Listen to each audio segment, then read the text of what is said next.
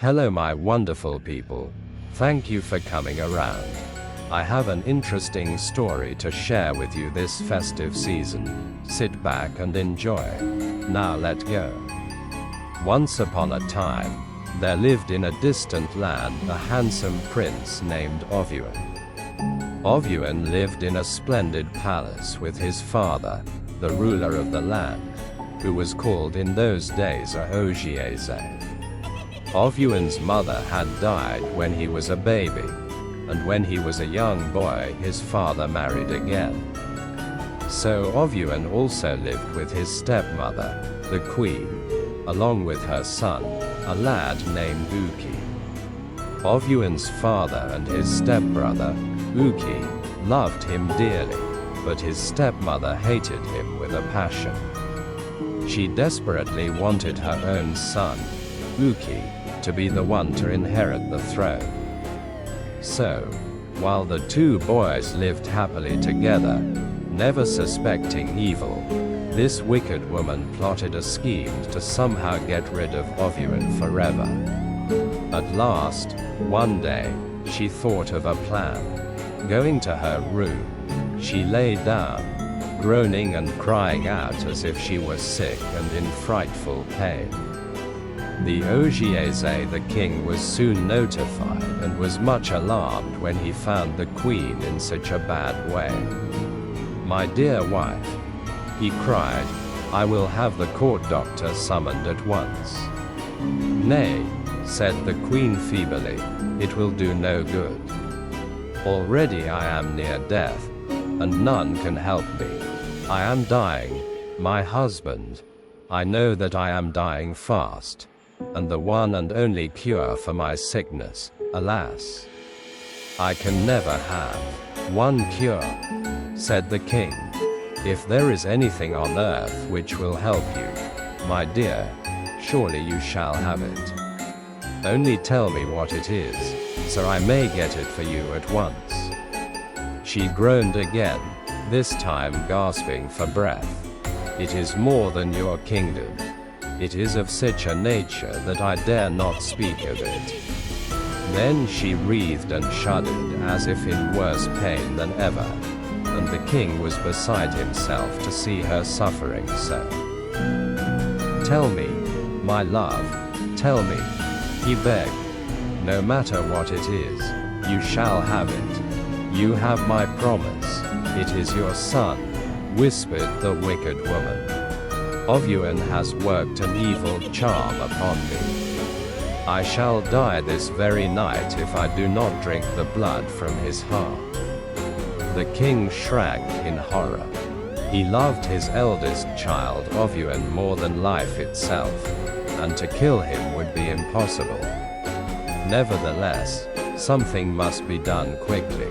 The queen, he thought to himself, is mad. She must be human, and I've already given my kingly word which must not be broken. I will have a goat killed instead, and its heart given to her. When she is well again, she will be as glad as I that I deceived her in this way.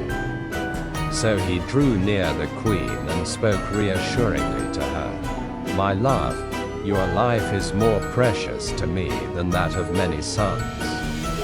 You shall have the heart's blood of Ovyuan this very night without fail. Meanwhile, try to sleep." As he turned to the door, he met the queen's son Uki coming in.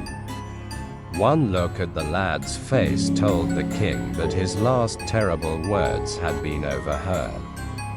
"I must explain my plan to the lad," he thought, but at that moment a messenger came to him bearing important news, and he straightway forgot all about the boy. Uki, however, was like one struck dumb with surprise and fear.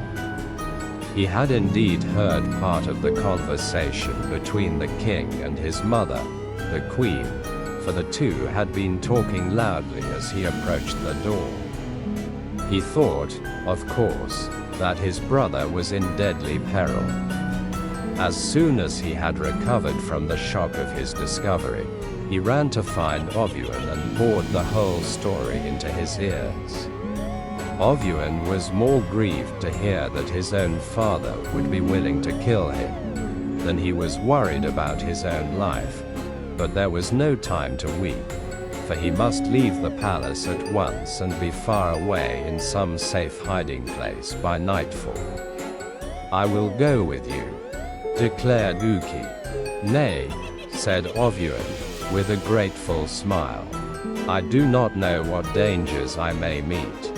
You must not think of it." "Indeed, yes," cried Uki. "What will home be without you, my dear brother?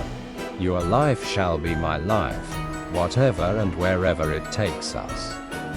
There was no talking him out of it, so in a very short time the two lads had slipped quietly and secretly from the palace and were out in the wide world. All that day they walked, and the next, sleeping at night wherever they could find shelter. On the third day, they came into a dry, huge desert, with no sign of human life to be seen anywhere, and nothing that could provide water or food.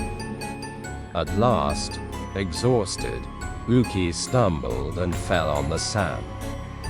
"Alas, dear brother," he said, "I cannot go any farther. Bid me farewell and go on. There's no need for both of us to die." Ovyuan did not try to argue with his brother, but made him as comfortable as the hot desert would allow and bade him to be of good cheer and wait for his return, for he would surely find and bring back help. Then he began looking this way and that way for some sign of a spring or a waterhole in the desert.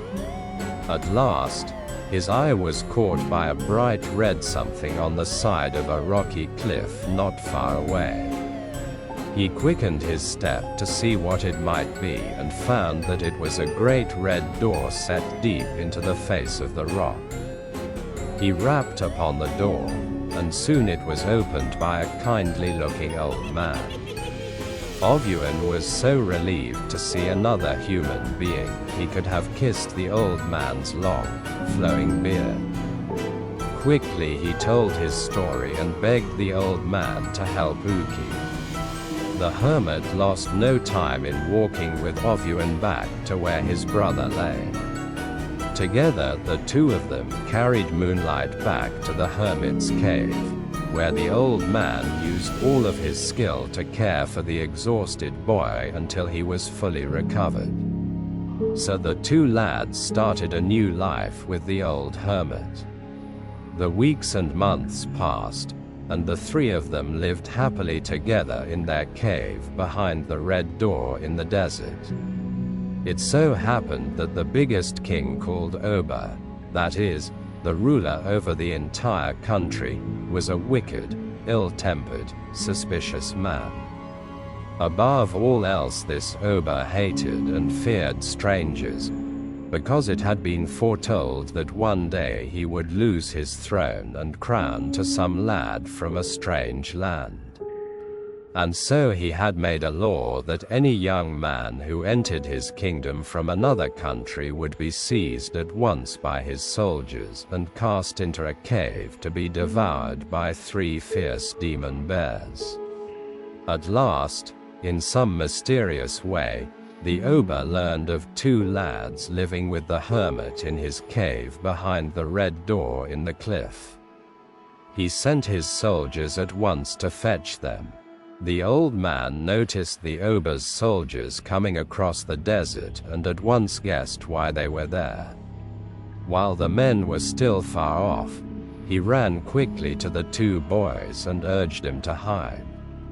Ovyuan climbed into a barrel of mangoes, crouching down until they covered him, and Uki hid in a sack of grain. When the soldiers pounded on the red door, the hermit allowed the soldiers to enter. "Boys," he said, in answer to their question, "I have no sons. I am an old man and have lived in this desert many a long year without wife or child to bear me company.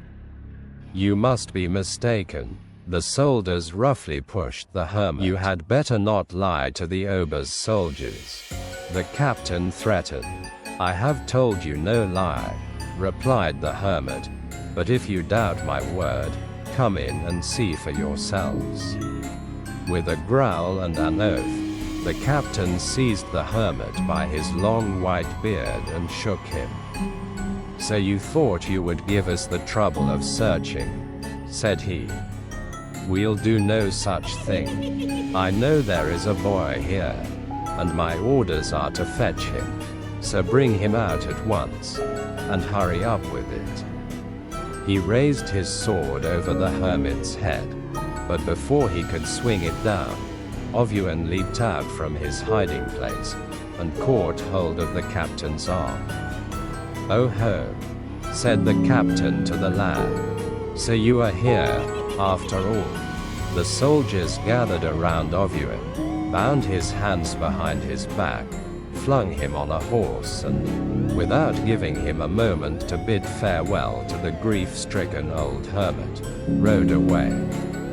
Not until the captain had gone far over the desert on their way to the Ober's palace did he remember that he had been told there were 2 boys living with the hermit. He stopped abruptly, wheeled his horse around and gave orders that the troop should return at once to the old man's cave. Ovyuan guessed what was in the captain's mind, and his heart sank. There will be no possible escape this time for my brother, he thought. The soldiers will surprise Uki before he has time to hide. At last he groaned aloud. Woe is me, he said. Alas, and woe is my fate. Would that I had died with my brother before I had to be taken away. What do you mean by that? Said the captain. What should I mean but what I say? Said Ovyuan. He groaned again.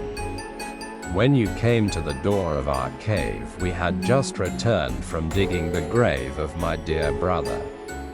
And now, surely, the poor old man, our foster father, will die of grief, for both his sons are lost to him, all in the space of one day. The captain drew rein, and the soldiers behind him halted. The heat of the desert was great, and he did not want to travel the long distance back to the cave of the Red Door for no reason.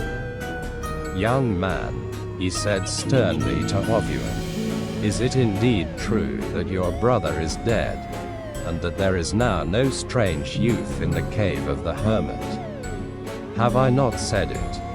Replied Ovyuan. Indeed, I do not know which I wish the more, that I were dead beside my brother, or that he were here beside me to share my troubles. Then he wept aloud. The captain hesitated. Then he slowly turned his horse and gruffly instructed his soldiers to proceed to the palace of the Ober. Ovyuan's heart bounded with joy and relief for his brother, but he still continued to moan and groan, so the soldiers would continue to believe his story.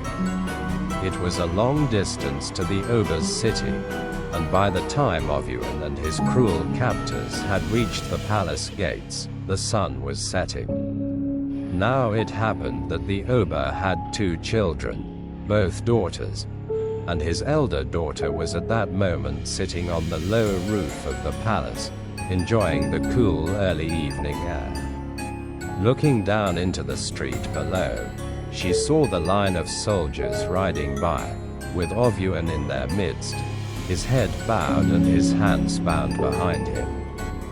He looked up, and his eyes met those of the princess. The light of the setting sun rested on his black hair. His face was pale, and his eyes big and sorrowful. Never, thought the princess, had she seen so handsome a young man, and he, looking up at her as she leaned over the roof, thought she must be a vision of his imagination, so fair and lovely was she. The princess made haste to inquire who the lad might be, and soon learned that he was a strange youth condemned, because of the prophecy, to be thrown to the demon bears the very next day. Then she rushed to her father, the Oba, and kneeling before him, she begged him to spare the life of this fair young stranger. Now the Oba lived in daily dread that the prophecy concerning an unknown young man, who would someday take over his crown, might come true. So when his daughter urged him to release this fellow, who might be the very one foretold in the prophecy, he fell into a terrible rage. Still, she continued to beg her father for the young man's life. At last the Oba's temper broke all bounds. He summoned his soldiers and, pointing to the princess, cried, "Take her away. She cares more for this upstart stranger than for the safety and throne of her father. Cast her into a dungeon, too, and tomorrow choose 2 strong sacks. Tie this strange youth into one of them, my daughter into the other, then cast both of them into the cave of the demon bears." The princess, though she could have fainted from very terror, was too proud to show her fear and too noble to weep for her life, so she silently allowed the rough soldiers to bind her hands and lead her away. At sunrise the next day, everything was prepared as the Oba had ordered, and the 2 unfortunate young people were thrust into huge sacks which were tied about their necks. Then they were cast into an open, rocky cave by a river, where the demon bears came daily to drink. Sunlight sighed deeply as he saw the princess beside him, her fair face and long hair showing from above the sack. "Alas," said he, "and 10 times 10 alas, that I should die is nothing, for what am I but a stranger and an outcast? But oh, the cruel pity of it, that you, loveliest princess, should perish too." "Nay, fair youth," said the Oba's elder daughter, "do not mourn for me. I am only an unthinking girl whose life or death can mean nothing to the world. And since it is my father's will that I die in this way, willing am I to obey him. But that you should meet such a cruel fate, and only because you are a stranger. Indeed, that seems more than my sad heart can bear." While these 2 noble young creatures were grieving for the hard lot of the other one, forgetting their own troubles, the 3 demon bears drew near and overheard their talk, and the heart of the chief of them was softened at their words. He turned to his companions. "The unselfishness of these 2 young mortals moves me to pity. If there is such bravery in the heart of humans, I am minded never to eat human flesh again." The other 2, also being touched by the beauty and nobleness of their captives, readily agreed with the chief, and they resolved to begin at once to be the friends and not the fearful enemies of humans. As they entered the cave, they saw that Ovuin and the princess grew white with terror at the sight of them, so the chief called out, "Be not afraid. The heart of a demon bear is not always as cruel as men say. We have come, not to devour you but to set you free." A lad and lass who, in such a dire strait, think only of each other, deserve to live long in peace. By my magic power I declare your bonds broken. Go, and from henceforth think of the demon bears as no longer enemies but friends. Once freed, the princess went back to her father, who was overcome with sorrow and regret now that his anger had cooled, and Ovuin hastened back to the cave in the desert to relieve the minds of the good old hermit and Uki, his faithful brother. Not long after, as perhaps you suppose, there was a great royal wedding, a double one in fact, for not only did Ovyuan marry the lovely elder princess, but Uki found an almost equally beautiful bride in her younger sister. The prophecy which the Oba had dreaded for so long came true, but in a very different way than he had expected. It turns out that he did indeed lose his throne and crown to a strange lad, but he gave him up of his own free will to Ovyuan, because he had grown to love his son-in-law so dearly, and because he was old and weary and had no greater wish in life than to see his elder daughter and her husband ruling over the kingdom. So they all lived happily ever after, and, oh yes, they soon paid a visit to Ovyuan's father and found him grown old and grey, sorrowing for his 2 dear lost sons. The wicked queen had meanwhile died, just because she was too wicked to live. Ovyuan's new father-in-law was happy to offer Ovyuan's father a position of great importance at his palace. So the father was reunited with the 2 young men, and everybody lived happily ever after. Thank you for joining me on this adventure. Don't forget to subscribe and hit the notification bell so you won't miss any stories. I'd love to hear your thoughts on what kinds of tales you'd like to explore together. Until next time, keep the spirit of storytelling alive.